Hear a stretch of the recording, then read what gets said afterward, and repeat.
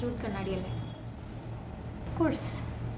Of course Santhu mummy effect ഒക്കെ വരും. എന്താ പറയുക, 4 years ആയി. അത് പറയാൻ തന്നെ ഒരു നാണക്കേടാണ്. ജഡ്ജ് ചെയ്യുന്നതായിരിക്കാം.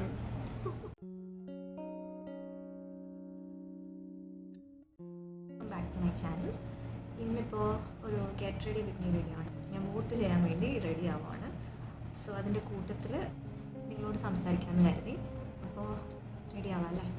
ഓൾറെഡി സൺസ്ക്രീൻ ഇട്ടിട്ടുണ്ട് ഫേസിൽ മാത്രമല്ല കഴുത്തിലും ഏകദേശം ഇത്രയും ഫുൾ ഏരിയാസ് നമ്മൾ സൺസ്ക്രീൻ ഇടണം. ഇതുവരെ സൺസ്ക്രീൻ യൂസ് ചെയ്യാത്ത ആളുകളാണെങ്കിൽ ഡെഫിനറ്റ്ലി യൂസ് ചെയ്യാൻ തുടങ്ങുക. സൺസ്ക്രീൻ ഒരു മസ്റ്റ് കാര്യമാണ്. എസ്പെഷ്യലി നമ്മുടെ ഇന്ത്യൻ ക്ലൈമറ്റ് ഇത്രയും ഹാർഷ് സിവിയർ ഹീറ്റ് വേവ്സ് ഒക്കെ ഉള്ള സമയമാണ്. ഡെഫിനറ്റ്ലി സൺസ്ക്രീൻ ഇടുക. ഞാൻ യൂസ് ചെയ്യുന്ന സൺസ്ക്രീൻ മിനിമലിസ്റ്റിൻ്റെ സൺസ്ക്രീനാണ്. പിന്നെ ഈ സൺസ്ക്രീൻ ഇടുന്നതിനും ഒരു രീതിയുണ്ട് കേട്ടോ. നിങ്ങളിപ്പം പുറത്തോട്ട് ഇറങ്ങുന്നതിനൊരു 15 minutes മുന്നേ സൺസ്ക്രീൻ ഇട്ടാൽ മാത്രമേ ശരിക്കും ഇറങ്ങുന്ന സമയമാകുമ്പോഴത്തേക്കും മുഖത്തൊക്കെ അത് പിടിച്ചൊന്ന് സെറ്റായത് വർക്ക് ചെയ്യാൻ തുടങ്ങത്തുള്ളൂ. അല്ലാതെ നിങ്ങൾ ഇട്ട് കഴിഞ്ഞാൽ മോസ്റ്റ്ലി ഈ സൺസ്ക്രീൻ ഇടുമ്പോൾ നിങ്ങൾ ശ്രദ്ധിച്ചിട്ടുണ്ടാകും വിയർക്കാനുള്ളൊരു ടെൻഡൻസി ഉണ്ട്. അപ്പോൾ എപ്പോഴും നമ്മളൊരു റഷിലാവാതെ കാം ആൻഡ് കൂളായിട്ട് സൺസ്ക്രീൻ അബ്സോർബ് ചെയ്യാനായിട്ട് കുറച്ച് സമയം കൊടുക്കണം. ഞാൻ ചെയ്യാറുള്ളത്, ഞാൻ കുളിച്ച് കഴിഞ്ഞാൽ അപ്പോഴേ തന്നെ എൻ്റെ സൺസ്ക്രീനും മോയ്സ്ചറൈസർ ഇടുവാണെങ്കിൽ മോയ്സ്ചറൈസർ ആദ്യം. എനിക്ക് പൊതുവേ കുറച്ച് ഓയിലി സ്കിന്നാണ്. അപ്പോൾ ഞാൻ പുറത്ത് പോകുമ്പം സൺസ്ക്രീൻ ഇടുന്ന സമയത്ത് സൺസ്ക്രീൻ മാത്രമേ യൂസ് ചെയ്യാറുള്ളൂ, മോയ്സ്ചറൈസർ യൂസ് ചെയ്യാറില്ല. നൈറ്റ് ടൈം ആണെന്നുണ്ടെങ്കിൽ മോയ്സ്ചറൈസർ യൂസ് ചെയ്യും. വീട്ടിൽ നിൽക്കുവാണെങ്കിലും കുഴപ്പമില്ല, മോയ്സ്ചറൈസർ യൂസ് ചെയ്യും. പക്ഷേ ഇപ്പോൾ ഇത്രയും ഡസ്റ്റി ആയിരിക്കുമ്പോൾ കൂടുതൽ അങ്ങനെ ഓയിലി ആക്കി വെക്കില്ല. അപ്പം ഞാൻ സജസ്റ്റ് ചെയ്യുന്നത് കുളിച്ചിട്ട് ഇറങ്ങുമ്പോൾ ഡയറക്റ്റ്ലി മോയ്സ്ചറൈസർ ഇടുക, അതിനുശേഷം സൺസ്ക്രീൻ ആദ്യം തന്നെ ഇടുക. എന്നിട്ട് നമ്മൾ ഡ്രസ്സ് ചെയ്യുന്ന സമയത്തേക്കും അത് ഏകദേശം സെറ്റ് ആയിക്കോളും. പിന്നെ ഇന്ന് സാരിയാണ്. അതിനൊരു പ്രത്യേക കാരണം കൂടെ ഉണ്ട് കേട്ടോ, ഞാൻ പറയാം. എന്നാലും നമുക്ക് മേക്കപ്പ് ചെയ്തുകൊണ്ട് സംസാരിക്കാം. ഞാൻ വിഷുവിൻ്റെ ഗെറ്റ് റെഡി വിത്ത് മീ വീഡിയോയിൽ പറഞ്ഞിട്ടുണ്ട്. എനിക്ക് ഏറ്റവും ഇമ്പോർട്ടൻ്റ് ആയിട്ടുള്ള കാര്യം ഐബ്രോസാണ്. നമുക്ക് ഫസ്റ്റ് ഐബ്രോസ് വരയ്ക്കാം. ക്യൂട്ട് കണ്ണാടിയല്ലേ? എൻ്റെ സിസ്റ്ററിൻ്റെ കേട്ടോ. ഞാനിപ്പോൾ ഇവിടെ എൻ്റെ മിറർ ഇല്ലാത്തതുകൊണ്ട് ഞാൻ പുള്ളിക്കാരിയുടെ റൂമിൽ പോയി അടിച്ചെടുത്തുകൊണ്ട് വന്നതാണ്. ആൻഡ് ബൈ ദ വേ ഞാൻ കൊല്ലംകാരിയാണ്. ഞാൻ പക്ഷെ താമസിക്കുന്നത് കൊല്ലത്തല്ല. ഇതിപ്പോൾ വോട്ട് ചെയ്യാൻ വേണ്ടി കൊല്ലത്തേക്ക് വന്നേക്കാണ്. അപ്പോൾ ചേച്ചിയുടെ മുറിയിൽ ഇത് വോളിൽ തൂക്കിയിട്ടിരുന്ന സാധനം ഞാൻ ഓടിപ്പോയി എടുത്തിട്ട് വന്നതാണ്. അപ്പോൾ എന്താ പറയുക, ഐബ്രോസ് ഇടാം. ഐബ്രോസ് ഇടുമ്പോഴും കുറച്ചൊരു ഒറിജിനാലിറ്റി ഫീൽ ചെയ്യണമെങ്കിൽ നിങ്ങൾ എപ്പോഴും ഈ ഇല്ലാത്ത പോർഷനിൽ ഇങ്ങനെ ഫില്ല് ചെയ്ത് കൊടുത്തിട്ട് ബ്രഷ് ചെയ്ത് വിടുക. അല്ലെങ്കിൽ ഇങ്ങനെ വരച്ച പോലെ ഇരിക്കും. സോ ഇങ്ങനെ ചെയ്യാം. ഇതിപ്പോൾ കണ്ടോ? ഇനി ഞാനിപ്പോൾ നന്നായി എഴുതിയിട്ടുണ്ട്. പക്ഷെ അങ്ങനെ വലിയ ഓവറായി എഴുതിയ പോലെ തോന്നുന്നുമില്ലല്ലോ. നേരത്തെ സാരി ഉടുക്കാനൊരു കാരണം ഉണ്ടെന്ന് പറഞ്ഞിട്ടുണ്ടായിരുന്നില്ലേ? അതെന്താണെന്ന് വെച്ചാൽ പൊതുവെ എല്ലാവരും എന്നെ പുറത്തൊക്കെ വെച്ച് കാണുമ്പോൾ പറയാറുള്ളൊരു കാര്യം കേട്ടോ. ഞാൻ ലൈക്ക് യൂഷ്വലി എൻ്റെ ഏജ് തന്നെ അവർ ഇത്ര യങ്ങാണോ, ഞാനിത്ര കണ്ടിട്ട് തോന്നിയില്ല, ഏജുള്ള ആളാണെന്ന് മനസ്സിലായില്ല എന്ന് വെച്ചിട്ട് അധികം ഏജൊന്നും ഇല്ല കേട്ടോ. സ്റ്റിൽ എൻ്റെ ഏജിനെക്കാട്ടിയും ഒരുപാട് ലൈക്ക് ഒരു school going college going girl എന്നൊക്കെ പറയാറുണ്ട്. ചിലർക്കതൊരു ഭയങ്കര നല്ലൊരു കോംപ്ലിമെൻ്റ് ആയിരിക്കും. നല്ല കാര്യമല്ലേ നമുക്കിങ്ങനെ ഏജ് പറയുന്നില്ല എന്നൊക്കെ പറയുന്നത്. അത് എൻ്റെ മാത്രം കാര്യമല്ല കേട്ടോ. ഞാൻ ഒബ്സർവ് ചെയ്തിട്ടുള്ളത്, ഞാനിപ്പോൾ ഒരു 90s കിഡാണ്. അപ്പം എൻ്റെ എല്ലാ ഫ്രണ്ട്സിനും സെയിം ഫീഡ്ബാക്ക്സ് ആട്ടോ കിട്ടുന്നത് ആളുകളുടെ അതിന്. അത് ഓഫ് കോഴ്സ് മസ്കാര ഇട്ടപ്പോൾ ഉള്ള വ്യത്യാസം കണ്ടോ. ഓഫ് കോഴ്സ് അത് ശരിക്കും ഒരു കോംപ്ലിമെൻ്റ് ആണ്. പക്ഷേ ചില സമയത്തുള്ള പ്രശ്നം എന്താണെന്നറിയാമോ? പലരും നമ്മളെ ഭയങ്കര ചെറുതാക്കി കാണും. നമ്മൾ പറയുന്ന കാര്യങ്ങൾ ഒരു ശരിക്കും നമ്മുടെ ഏജും മെച്യൂരിറ്റി ഉള്ള ഒരാൾ പറയുന്ന പോലെ അവർ എടുക്കില്ല.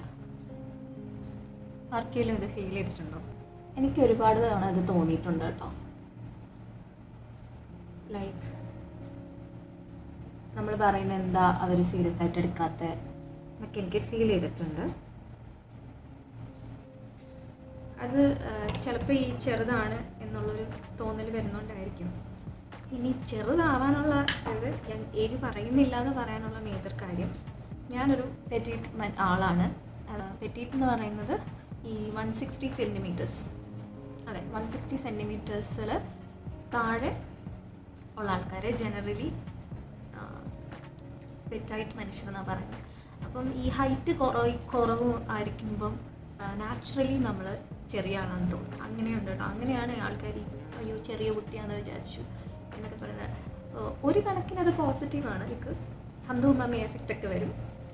പക്ഷേ ഇങ്ങനെ നോക്കുമ്പം അതൊരു മേജർ ഡീമെറിറ്റാണെന്ന് എനിക്ക് തോന്നിയിട്ടുണ്ട്. ഈവൻ ഞാൻ മുൻപ് ഗവൺമെൻറ് എക്സാംസിന് പ്രിപ്പയർ ചെയ്തുകൊണ്ടിരുന്ന ഒരാളാണ്. അപ്പം എൻ്റെ എന്താ പറയുക, മേജർ ഇൻ്റർവ്യൂസിന് വരെ ഞാൻ ജനറലി ഐലൈനർ ഒന്നും എഴുതാത്ത ആളാട്ടോ. പക്ഷേ ഇന്നത്തെ എഴുതാൻ തോന്നും, സോ എഴുതാം. മേജർ ഇൻ്റർവ്യൂസിന് ഞാൻ പോയിട്ടുള്ളപ്പോൾ ലൈക്ക് പ്രസ്റ്റീജിയസ് ഗവൺമെൻറ് ഇൻസ്റ്റിറ്റ്യൂഷൻസിൽ പോകുമ്പോഴും എനിക്ക് കിട്ടിയിട്ടുള്ള ഒരു കമൻറ്റായി that you look too young for this post എന്ന്. ലൈക്ക് നമ്മൾ പരീക്ഷ എഴുതി പാസ്സായിട്ടല്ലേ ഈ ഇൻ്റർവ്യൂവിനൊക്കെ ചെല്ലണേ. അപ്പം നമുക്ക് ഇങ്ങനൊരു കമൻ്റാണ് കിട്ടുന്നതെങ്കിൽ നമുക്കത് ഇഷ്ടപ്പെടും. എന്തായാലും നിങ്ങളുടെ തോട്ട്സൊക്കെ കമൻറ്റിൽ പറയാം. എനിക്ക് ചിലപ്പോഴൊക്കെ ഇതൊരു കോംപ്ലിമെൻ്റായിട്ട് ജെന്യുവൻലി തോന്നാറുണ്ട്. ലൈക്ക് ഏജ് കുറവാണ്, നമ്മൾ നമ്മുടെ ബോഡീനെ നന്നായിട്ട് മെയിൻറ്റെയിൻ ചെയ്യുന്നു, അതുകൊണ്ടാണല്ലോ ആൾക്കാരിങ്ങനെ പറയണേ. പക്ഷേ ഈയിടെയായിട്ട് എനിക്ക് ഫീൽ ചെയ്യുന്നത് ഇതിൻ്റെ ഒരു ഡീമെറിറ്റാണ് എനിക്ക് കൂടുതലും ഞാൻ ഒബ്സർവ് ചെയ്യുന്നത്. ബിക്കോസ് ആളുകൾക്ക് നമ്മളെ സീരിയസ് ആയിട്ട് എടുക്കാതിരിക്കാനൊരു ടെൻഡൻസി വരും. അപ്പം ഞാൻ വിചാരിച്ചു ഇന്ന് എന്തായാലും വോട്ട് ചെയ്യാനൊക്കെ പോവല്ലേ.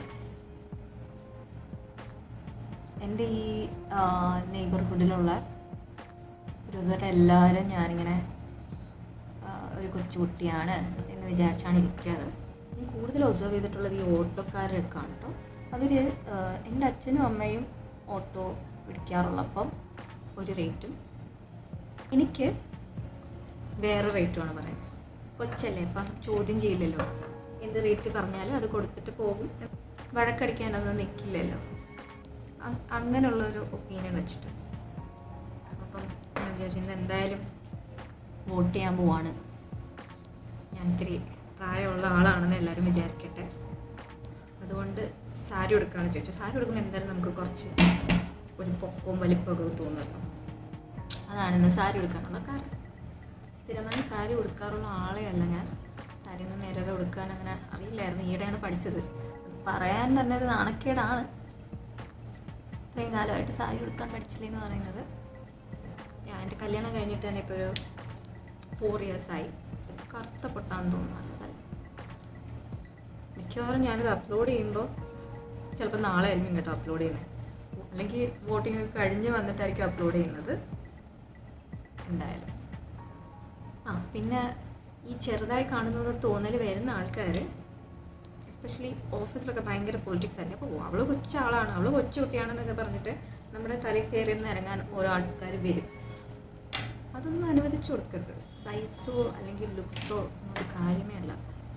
നിങ്ങൾ നിൽക്കേണ്ടടുത്ത് നിൽക്കേണ്ട പോലെ അങ്ങ് നിൽക്കുക. അവരൊക്കെ ഇങ്ങനെ അറിയാളല്ലേ, നീ അങ്ങ് ക്ഷമിച്ചുകളാ എന്നൊക്കെ പറയുകയാണെങ്കിലൊന്നും ശ്രദ്ധിക്കുകയും ചെയ്യരുത്. നിങ്ങൾ നിങ്ങളുടെ സ്റ്റാൻഡ് എന്താണോ അതിൽ തന്നെ നിൽക്കുക. എനിക്ക് പ്രോപ്പറായിട്ടൊരു മിറർ ഇല്ലാത്തതുകൊണ്ട് ചെയ്യാൻ പറ്റുന്നില്ല കേട്ടോ. ഇത്രയൊക്കെ മതി. ഈ നാട്ടുകാരുടെ കാര്യം അവർ എങ്ങനെ വിചാരിക്കുന്നത് മെയിൻലി ഒരു പക്ഷേ എൻ്റെ ഡ്രസ്സിങ് ഒക്കെ കണ്ടിട്ട് ജഡ്ജ് ചെയ്യുന്നതായിരിക്കാം. ഞാൻ കൂടുതലും സ്കേർട്ടും ടോപ്പും ഒക്കെ ആട്ടോ ഇപ്പോഴും. എനിക്ക് ഏറ്റവും ഇഷ്ടമുള്ള ബേഷും സ്കേർട്ടും ടോപ്പുമാണ്. ഭയങ്കര കംഫർട്ടബിളാണ്. ഇത് എൽഫ് എന്ന് പറഞ്ഞൊരു ഡ്രഗ് സ്റ്റോർ ബ്രാൻഡാണ്. ലിപ്സ്റ്റിക്കിൻ്റെ ഇവിടെ ഉണ്ടോയെന്ന് അറിയില്ല. ഇവിടെ ഇപ്പോൾ നൈക്കയിലൊക്കെ അവൈലബിൾ ആണെന്ന് തോന്നുന്നു. ഞാൻ സ്ഥിരം ഇട്ടിട്ട് അത് തീരാറായി. വിഷുവിൻ്റെ ഗെറ്റ് റെഡി ഈ വീഡിയോയിലും ഇത് തന്നെയാണ് യൂസ് ചെയ്തിരിക്കുന്നത്. അപ്പം അതിനാ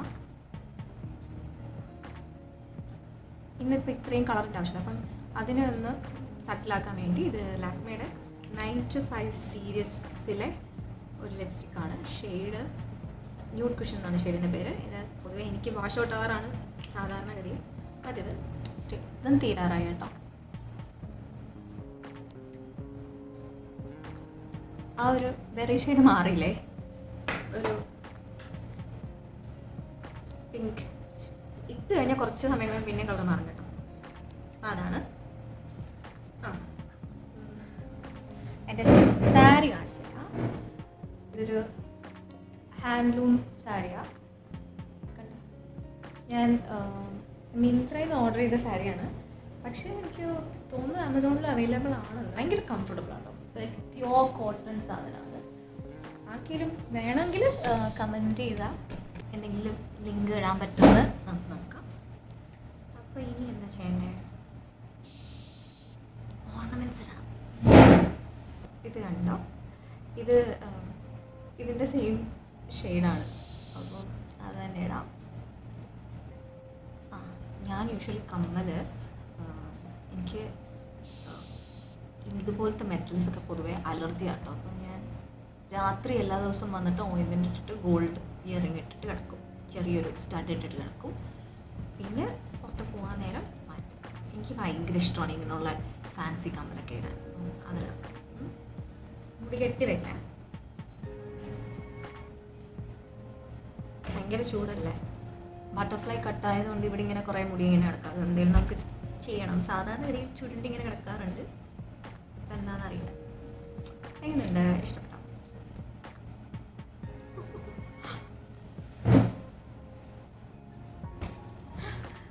ഇട്ടിട്ട് നോക്കാം. നമ്മൾ എന്തിനല്ലേ മറ്റുള്ളവരെ ശ്രദ്ധിക്കണം. നമുക്ക് ഇടാൻ തോന്നുന്നെങ്കിൽ നമ്മൾ ഇടുക. സാധാരണ ഒത്തുമാലല്ലേ. പിന്നെ ഞാൻ ഈ ചാനൽ തുടങ്ങിയിട്ട് അധികം കാലമായിട്ടില്ല കേട്ടോ. എനിക്ക് തോന്നുന്നു ഡിസംബറിൽ എന്താണ് ഇത് ഇങ്ങനൊരു ആലോചന പറഞ്ഞത്. എന്നാൽ പിന്നെ തുടങ്ങാമെന്ന്. Main content fitness, fashion and ബ്യൂട്ടിയാണ്.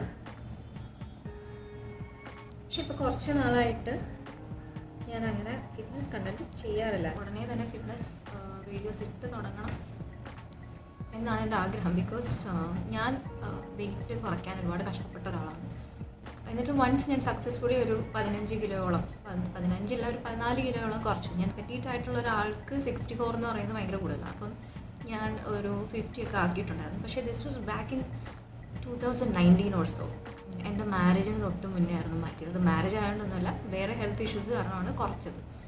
പക്ഷേ ഇപ്പം ലൈക്ക് 30s ഒക്കെ ആയപ്പോഴത്തേക്കും I find it very difficult to lose weight. അപ്പം ഇപ്പം എനിക്ക് വീണ്ടും വെയിറ്റ് കുറയ്ക്കേണ്ട ഒരു ആവശ്യം വന്നിരിക്കുകയാണ് ഹെൽത്ത് വൈസ്. അതുകൊണ്ട് ഞാൻ വീണ്ടും എന്നാൽ പിന്നെ എൻ്റെ ജേർണി സ്റ്റാർട്ട് ചെയ്യാം. എഗെയിൻ 64 എത്തിയായിരുന്നു ഞാൻ. 2019 വെയിറ്റ് കുറച്ചിട്ട് ബൈ 2023 ആയപ്പോഴത്തേക്ക് ഞാനൊരു 64 kgs വീണ്ടും ആയി. ബിക്കോസ് ഞാനും എൻ്റെ ഹസ്ബൻഡ് ഞങ്ങൾ രണ്ടാളും ഭയങ്കര ഫുഡീസാണ്. ഞങ്ങൾക്കിങ്ങനെ പുറത്ത് പോയി ആഹാരം കഴിക്കുന്നത് ഭയങ്കര ഇഷ്ടമുള്ള ആൾക്കാരാണ്. അപ്പം മേ ബി ഗ്രാജുവലി ആട്ടോ കൂടിയത്. ഇതിനിടയ്ക്ക് ഒരു മേജർ ഹെൽത്ത് പ്രോബ്ലംസ് ഒക്കെ വന്നിട്ടുണ്ടായിരുന്നു. അങ്ങനെയും വെയിറ്റ് കൂടി. അപ്പോൾ ഇപ്പം വീണ്ടും എനിക്ക് വെയിറ്റ് കുറച്ചേ പറ്റൂ എന്നുള്ളൊരു ഇതിൽ ഞാൻ ഡിസംബറിൽ വീണ്ടും എൻ്റെ വെയിറ്റ് ലോസ് ജേർണി സ്റ്റാർട്ട് ചെയ്യുമ്പോഴാണ് ഇങ്ങനെ ഒരു ഫിറ്റ്നസ് ചാനൽ ഞാൻ തുടങ്ങുന്നത്. അങ്ങനെ സക്സസ്ഫുള്ളി ഒരു 8 കിലോളം കുറഞ്ഞു. ഞാൻ 64 ഇപ്പം 56 ആയി നിൽക്കുക. ഇനിയും എനിക്കൊരു 8 more kgs കുറച്ചൊരു 48-50 റേഞ്ചൊക്കെ ആക്കിയാൽ കൊള്ളാമെന്നുണ്ട്. അപ്പം ഇടയ്ക്ക് വെച്ചിട്ട് ഒരു പനി വന്നതാണ്. ആക്ച്വലി ഒരു പനി വന്ന് എന്ത് തരം പനിയാണെന്നൊന്നും അറിഞ്ഞൂടാ. ഞാൻ 3 months കംപ്ലീറ്റ്ലി ബെഡ് റിഡൻ ആയിരുന്നു. അപ്പോൾ ആ സമയത്ത് എനിക്ക് പിന്നെയും കംപ്ലീറ്റ്ലി വീക്കായി. ഫിറ്റ്നസ് കാര്യങ്ങളൊന്നും നോക്കാൻ പറ്റാണ്ടായി. അങ്ങനെയാണ് ഞാനൊരു ബ്രേക്ക് എടുത്തത്. അപ്പോൾ ഇനിയിപ്പം ഒരുവിധം ബെറ്ററാണ്. ഇനി മുതൽ അങ്ങോട്ട് ഫിറ്റ്നസ് കണ്ടൻറ്റ് ഇടണമെന്നാണ് എൻ്റെ ആഗ്രഹം. ദൈവം സഹായിച്ചാൽ ഡെഫിനറ്റ്ലി ഇടും. അപ്പോൾ ഇതൊരു കാഷ്വൽ ടോക്ക് ആയിട്ട് ചെയ്യാം, ചുമ്മാ സംസാരിക്കാം എന്ന് പറഞ്ഞ് വന്നതാണ്. ആൾക്കാർക്ക് എന്നെ മനസ്സിലാക്കാൻ പറ്റുമല്ലോ. അപ്പം അങ്ങനെ ചുമ്മാ ഷൂട്ട് ചെയ്ത് വെച്ചൊരു വീഡിയോ ആണ്. ഇപ്പോൾ എൻ്റെ ഹസ്ബൻഡ് വരും, ഉടനെ പുറത്ത് പോയി വോട്ട് ചെയ്യാൻ പോകണം. അപ്പോൾ അത്രയേ ഉള്ളൂ. ഐ ഹോപ്പ് എല്ലാവർക്കും വീഡിയോ ഇഷ്ടപ്പെട്ടെന്ന്. അപ്പോൾ പോയിട്ട് വരാം. മാല ഇട്ടിട്ടും വലിയ ഓവറല്ലേ, ആണെങ്കിൽ തന്നെ നമുക്ക് എന്തല്ലേ. നിങ്ങൾ ഇഷ്ടമുള്ളതൊക്കെ എല്ലാവരും ഇടുക, ഇഷ്ടമുള്ളതൊക്കെ ഇടുക, പുറത്ത് പോവുക, അതൊക്കെ നിങ്ങളുടെ ഇഷ്ടമാണ്. എന്താണെന്ന് വെച്ചാൽ നിങ്ങൾ ചെയ്യുക. അപ്പോൾ ശരി, ഞാൻ എപ്പോഴും പറയുന്ന പോലെ until next time, take care, bye.